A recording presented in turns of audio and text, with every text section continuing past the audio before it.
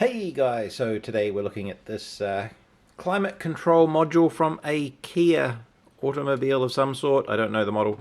Can you see what's wrong with it? I'll just give you a second.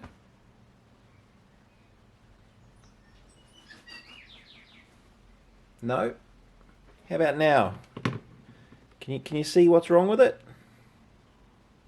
No? How about now? Look, that should have been protruding, of course.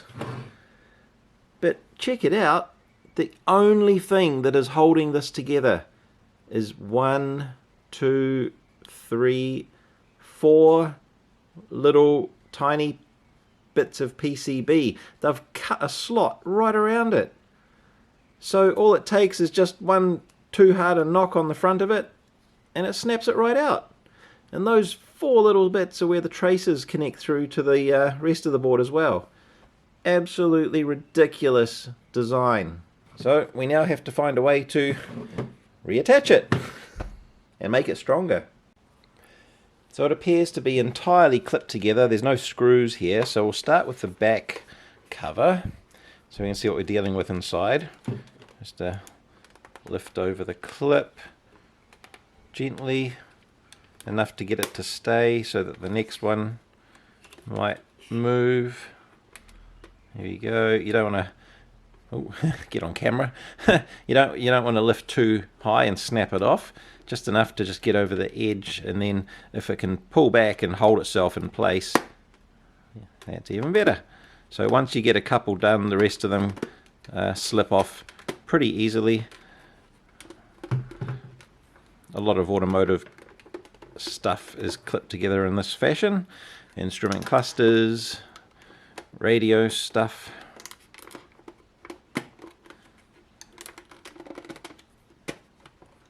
And we're off. Ta-da! And you can see there's the back of the other one. You can see daylight right around it. Just shocking. That's not far to snap off either. That's crazy. So at least I guess there's a bit of room to work with in the back there. So we should be able to reinforce that quite well. Obviously we have to keep it somewhat central because that does rotate, so it can't rub on the inside of the front cover there. So now we've got to get that board out. And to do that, it looks like not a lot of clips there. I may have to undo the front cover, so I'll unclip this front cover and see what's in behind there. There might be some screws or something, I don't know. The button's gonna fall off? No. Watch that. They could all be captive in the front cover and fall out when you take it off. Okay, so there's a display, has a metal frame around it. All of these appear to be captive in the main body, so we should be able to remove... there it goes. The whole thing just slid. Probably would have done that without taking the front cover off, to be honest. Yeah. We didn't need to take the front cover off. Just watch that LCD there. Seems to be a little friction fit. It is soldered down the back there, but just sort of held in place by the top edge. Just noticed these little bits of white stuff stuck all over the place. And then when I saw that they were kind of everywhere, I thought, nah, that's probably some grease off the front buttons. And it is. They put that little, I think it's lithium grease, little white grease, just to help them slide. And that's what we have to work with.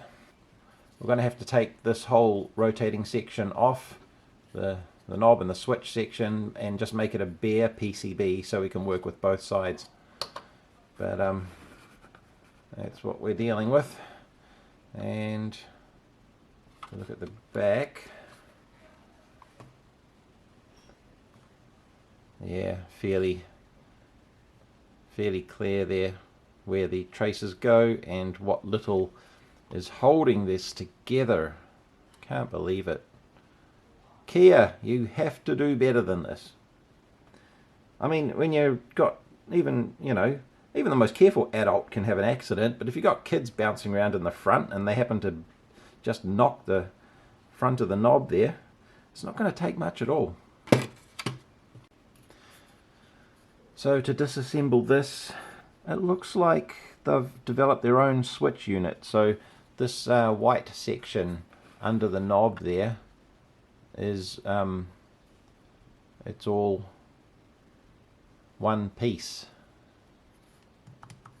So they've possibly made their own switch there, and it's just got some two large solder terminals there holding it down, and then a couple of small ones top and bottom to hold pass through the button, I suppose, and the rotation pickup. No, we should be able to get that off. I wonder if I can pull this knob section off.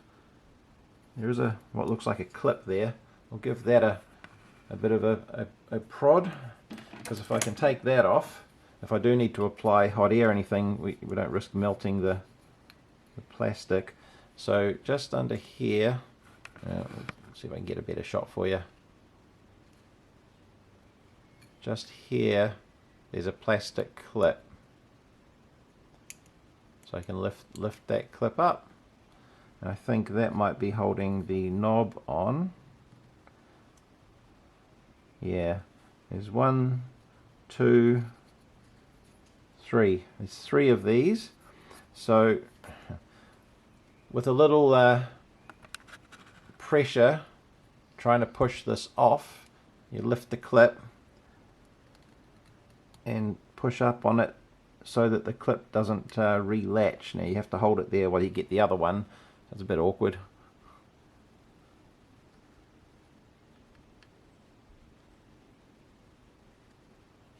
So I've got it to where I'm holding pressure so that the clip's holding up. It's focusing on the wrong things. You can see the clip staying up because I'm pulling it apart. I just want to see if I can... Yeah, she's snug. Okay, I got it to move. Just using a spudger to push under the flange. There we go.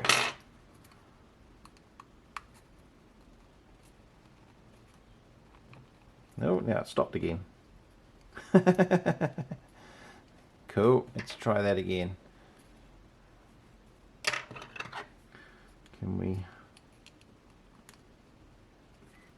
They don't double latch.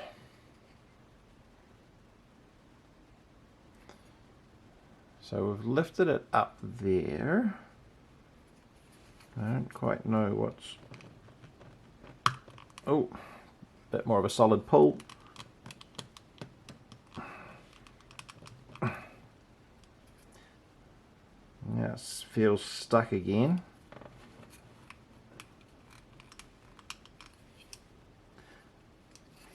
I wonder if this button goes on last. So we're kind of trying to pull that off with it. That's what it feels like. It probably is something like that. How hard do I pull? Okay. Well, that was never going to come off, but I just pulled a bit harder. Nothing broke, but there is clips down the side there, which we never would have got to anyway. So they managed to pop themselves off, luckily, and they'll go back in okay, not a problem.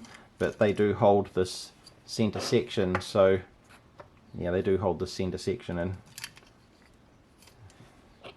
and hopefully it is keyed, so it can only go in one way.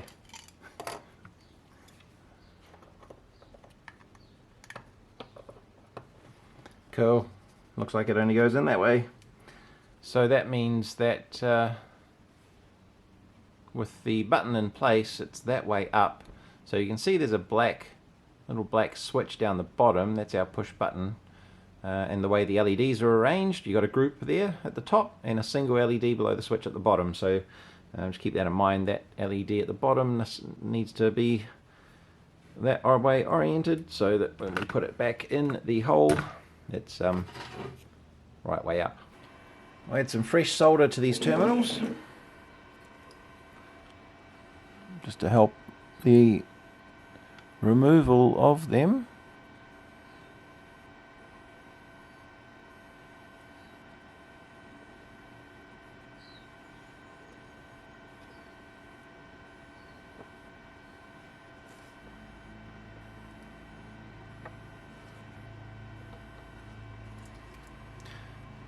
And we'll get the little ones free first, and then we'll put it in a vise and undo those larger ones.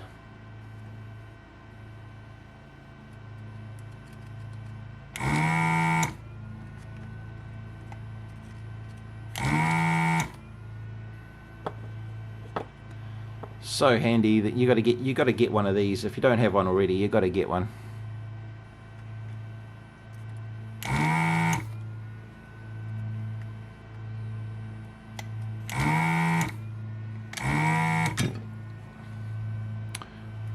Make sure that those are loose, and they'll be able to pull out of the hole pretty readily. That one's a bit stuck. That one's loose. I may have to do that one again.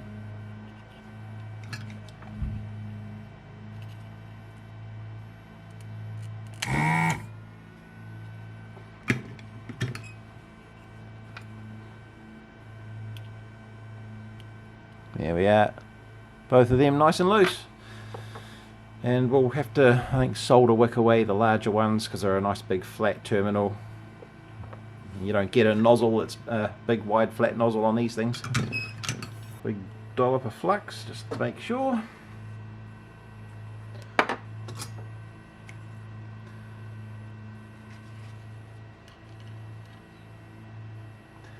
see if we can load up our solder wick at the end there where it's not really that full. Whoa.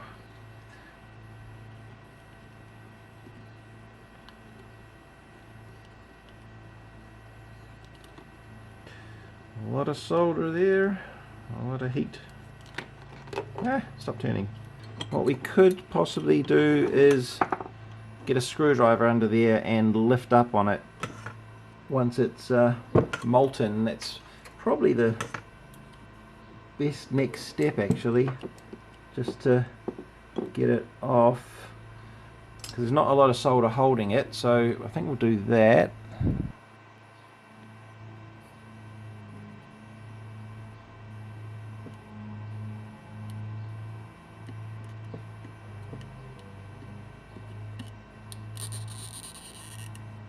There we go.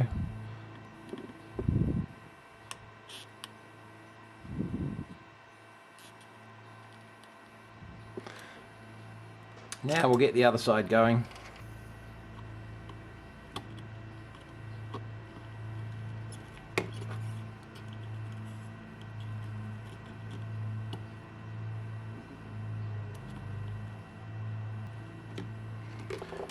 And give it a light twist. There we go.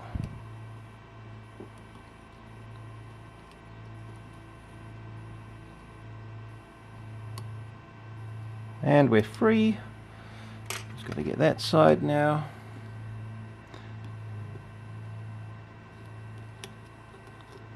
And we're off.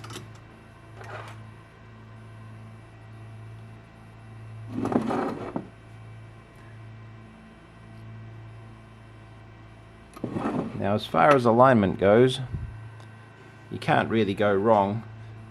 These two holes are offset to those two, plus they're closer together, so you're not going to put that on backwards. Let's go into the microscope actually, and we'll get a decent look at the damage there. Got the world's loudest lawnmower going on out there at the moment. Don't know if you can hear that. Hopefully it doesn't pick it up.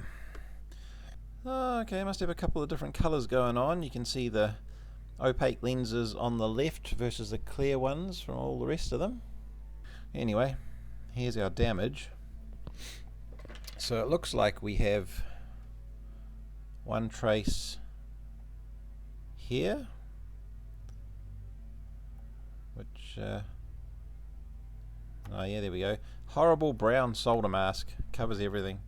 But we've got one trace to this pin, comes out here. We have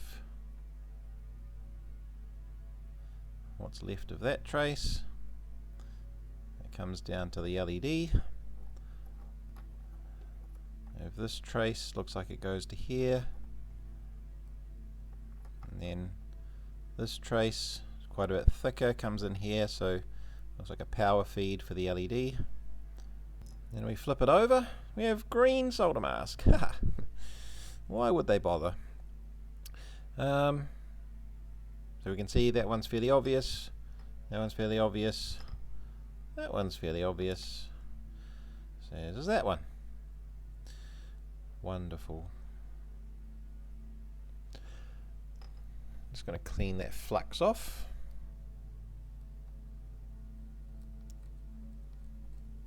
See how when it hardens it's kind of flakes off quite easily. It should dissolve with some alcohol. But if you break off the bulk of it, it makes it easier. You get a lot of that thicker flux out of your solder wicks, for example. Or if you overheat, if you're using really hot solder iron, that'll do it. Overheat the flux. In fact, I'll give it a whole thing a really good clean, because what we're going to have to do first is mount it back in the initial board and secure it around the perimeter to that board. I don't think there's really anything in the chassis that we can attach it to. I'll finish cleaning this up and then we'll get looking at securing it. Because the whole thing doesn't really fit on the screen very well, I'll just show you a portion as I can. But you can see there that how weak this whole structure is when supported somewhat centrally. Look how much of a gap there is around the side. It's huge. So we need to bond it through this gap, which I think will be fairly straightforward,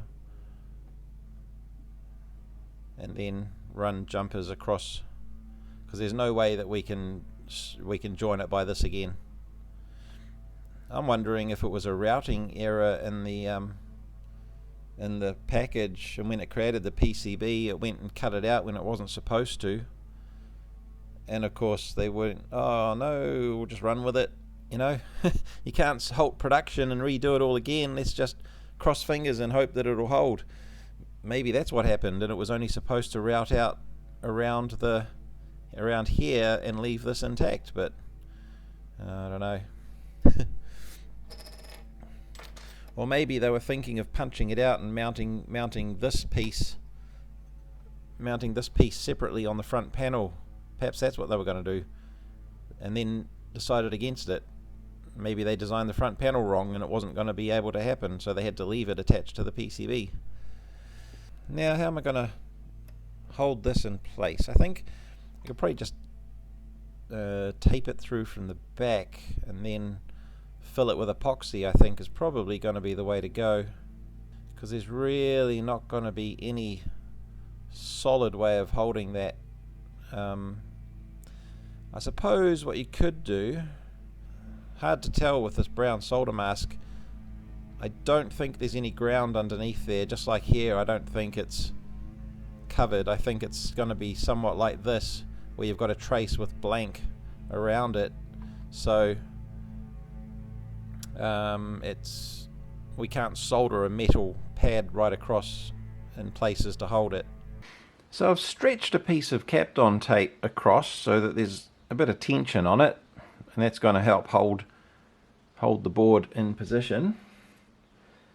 And I might just wrap it round slightly so that it can't slip back.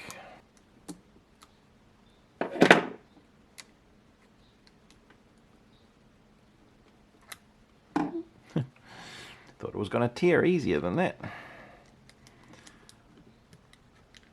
There we go. So we'll just double that back. Make sure that it can't loosen a bit, and then if we sit this up in position and centralize it the best we can and stick that to the tape, and that should hold it near enough. So I'll just stick that there lightly, see if we can measure the gap around it.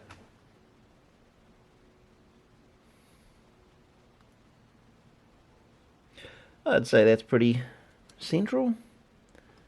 How about top and bottom? It's pretty close. So here's the back cover, and this actually sits perfectly against the back of the PCB. So there's all of this space in here.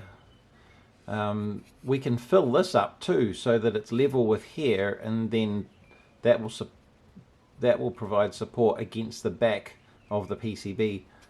So we'll look at doing that as well, I think, depending on how easy that's going to be. And that's what that looks like.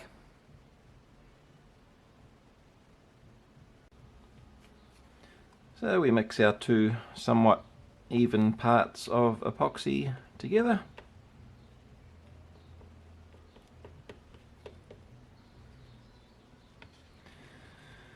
This is a pretty slow setting epoxy, so we have a little bit of time to work with.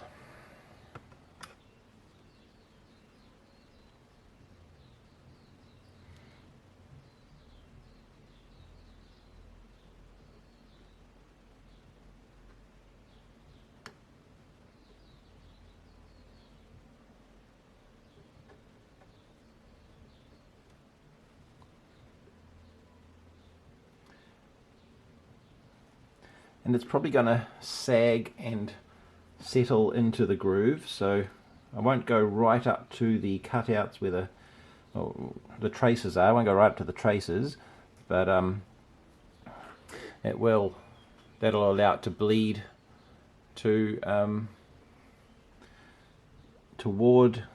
without hopefully filling them in.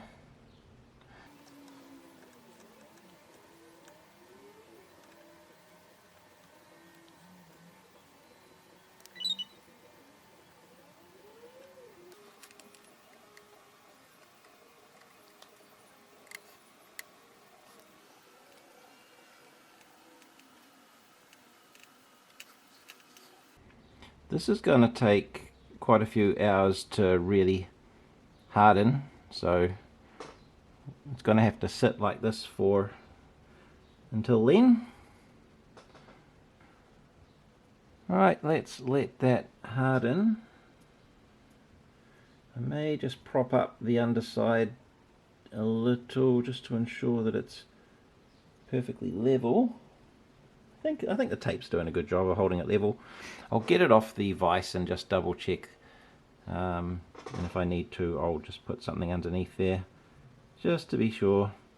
That's how it looks, but I'm thinking what I'm thinking before. I'm thinking I will make it sit a little more proud than that, because as you're pushing down in this direction, something further hanging over the edges is going to help resist that motion. So I think if we build it up more than that and spill it over the sides, and that way in the front cover there's a ring that sits over the LEDs, but other than that there's really not a lot going on, so we have got some room to do that.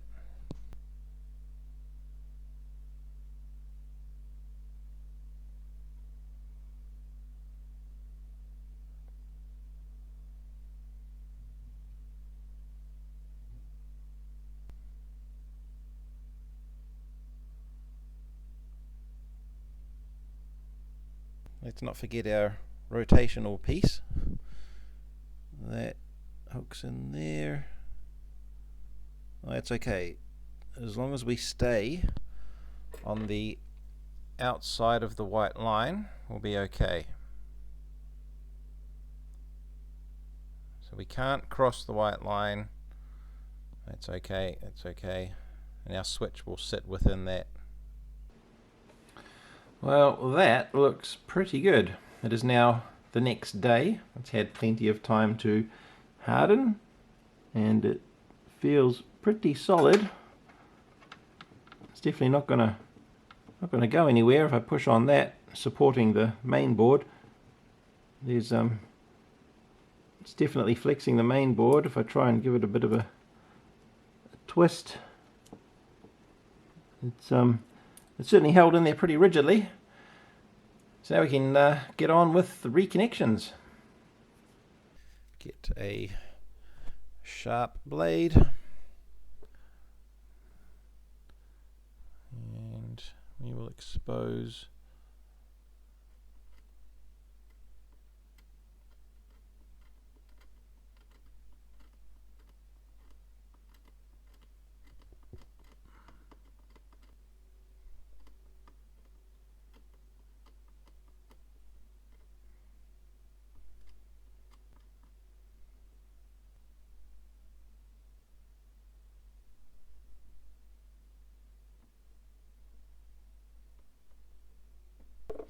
the long, slow, boring part.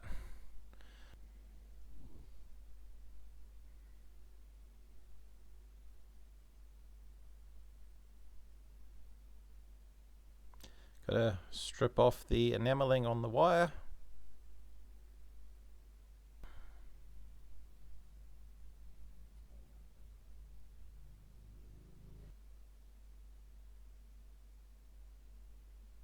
You can melt it off. You can scrape it off, you can melt it off. Now I can't imagine that this is going to really move a lot. It's going to be quite rigid. But I guess in case it did, should we give it some room to flex? If I put a little loop in the wire, if the board does flex, it will just sort of allow for a little bit of movement without you know, if you had a straight piece across here and it moved at all, it would tug at the join, and over time it would let go. So put just a little bit of a loop in it, and that will allow for some movement. It's not going to be much, if it is at all, because this is a fairly rigid bond at the moment.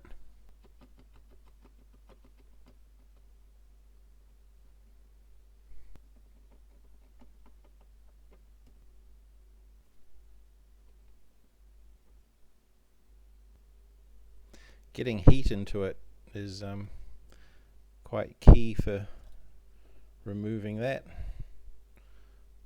And adding some fresh solder as you go helps to drag it off after it's melted it off. Basically you're dragging a ball of solder along the length of it, and it pulls the enameling with it. This is the best way I can describe it.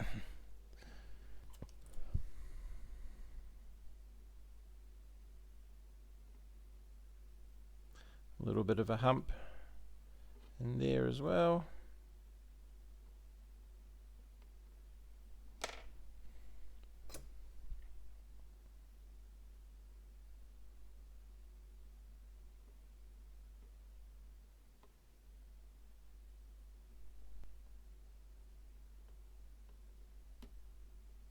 Now what's going on here? It looks like the trace is here, and this is just a bit of the solder mask beside it, because they went and covered everything, including the non-copper. So just make sure that there's no ground under that or something. That's just the fiberglass, so that's okay, we can run over that. But this is quite a thin trace. I'd almost say it's not really worth trying to attach a wire on top of that. We may as well just go straight to the through hole in the PCB, and that's going to be, yeah, we've got a lot of room through that hole, so we could run our wire through there and still be able to solder or fit the leg through of this switch unit. Now, keeping in mind that white line is where the switch unit sits up against, so we don't want the wire running under it, because it's going to lift it off the board. So if we go around the outside, we'll be okay, and we'll run it tightly.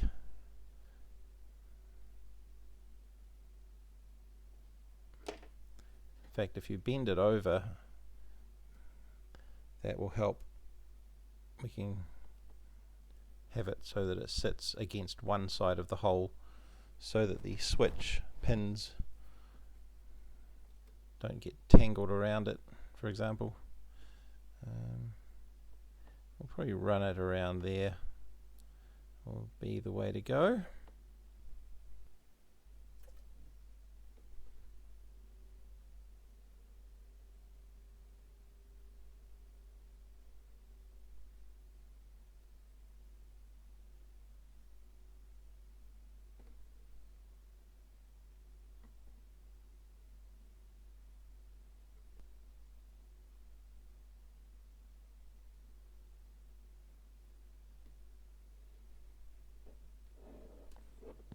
So we basically do that for the remainder. Scratch, solder, rinse, repeat. That's kind of cool how the bottom section's done. You could, it's pretty much pre-set up for us. The copper's exposed already on each side. So here's how the original looks on the non-broken one. We already have a pad to work with, so we shouldn't have to do much scraping at all. That was thoughtful of them. It's almost like they knew this was going to happen.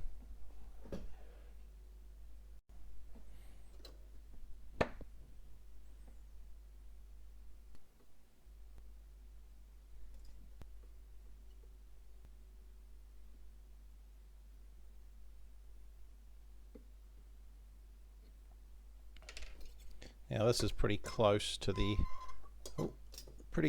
other one, so quickly with the heat, otherwise we're going to end up unsoldering it, aren't we? And lucky last one. Wonder if we can power this thing up and see if it's functional without the vehicle.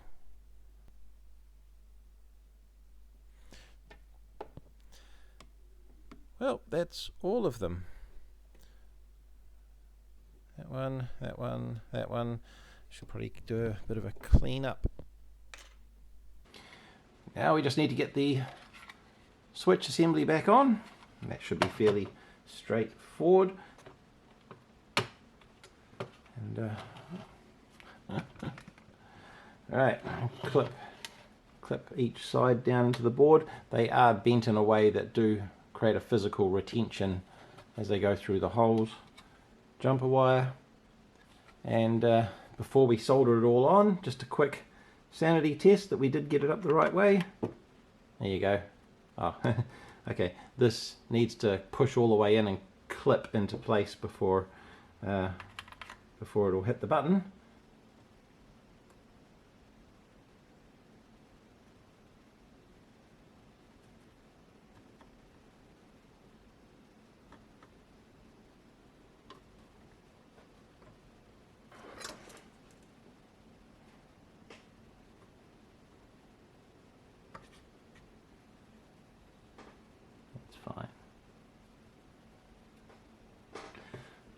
going to make sure that I can fit this before I clip the outside ring on. No, the outside ring has to go all the way on first. Okay, send it. Here we go. Now get this down. And we're on. That's good. And that's good. You know what? It would really suck to do all that work and then destroy it by trying to turn it on. So I'm just going to leave it at that. And yeah, if it doesn't work, you'll get a part 2 video. So I'm going to call it a fix. And of course, reassembly in the reverse order. Does that actually sit? Oh, there we go. Yep. Drops down inside. Of course. And that looks pretty even to me. The fascia, which in the end, that's the back one. In the end, it didn't have to come off. After all that, that would have just pulled straight out.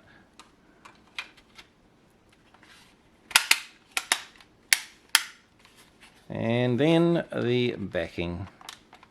Now,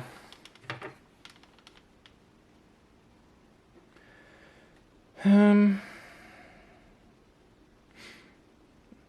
haven't given it any more thought about packing the bottoms of this, the inside section of these, so that it supports the back of the PCB there. This outer ring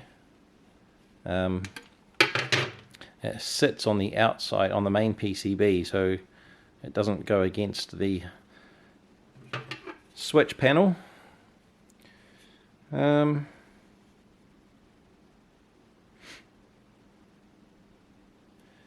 Yeah, thoughts? It'd probably be worth doing, especially behind the one that hasn't broken off yet.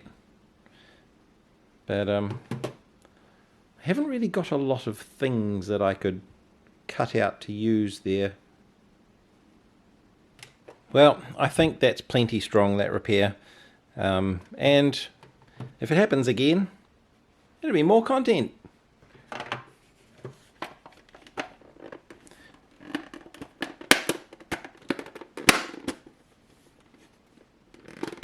Clip.